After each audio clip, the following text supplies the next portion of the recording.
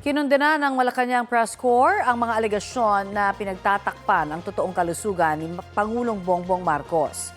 Ayon sa MPC, malinaw sa mga nagdaang ulat na inusisa nila ang pamahalaan kaugnay po sa kalagayan ng Pangulo. Nanindigan silang katotohanan ang kanilang mga inilabas na ulat nitong nakaraang linggo. Tinawag nilang garapal na tangkang pagsira sa kredibilidad ng mga mamamahayag ang mga alegasyon at panliligaw umano sa publiko para magsulong ng interes ng ilan.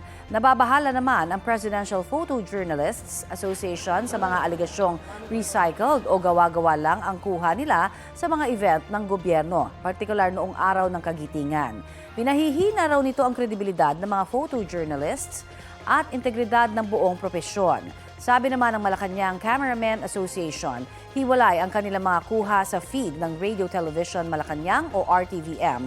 Patunay na nangyayari real-time ang kinukunan nilang event sa Mount Samat noong araw ng kagitingan.